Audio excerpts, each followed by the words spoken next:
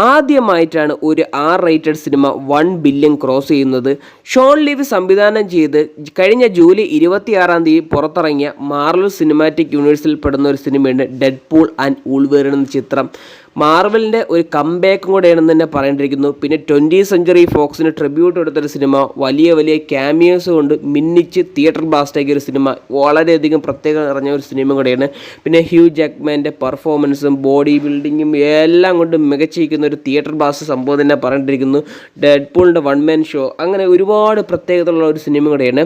ഇപ്പോൾ ഒഫീഷ്യലായിട്ട് 1 billion cross ചെയ്തിട്ടുണ്ടെന്ന് മാർവൽ സ്റ്റുഡിയോസിന് പറഞ്ഞിട്ടുണ്ട്. 1 ബില്യൺ എന്ന് പറയുന്നത് 8,000 കോടി രൂപയാണ്. 8,000 കോടിക്ക് മുകളിൽ ഈ സിനിമ കളക്ട് ചെയ്തിട്ടുണ്ട്. ഒരു R-റേറ്റഡ് സിനിമയും കൂടെ ഓർക്കണം. പിന്നെ ഇതുവരെ ഇന്ത്യയിൽ നിന്ന് മാത്രം 126 കോടി രൂപ കളക്ട് ചെയ്തിട്ടുണ്ട്. കേരളത്തിൽ നിന്ന് മാത്രം ഏകദേശം 5.5 കോടിക്ക് മുകളിൽ കളക്ട് ചെയ്തിട്ടുണ്ട്.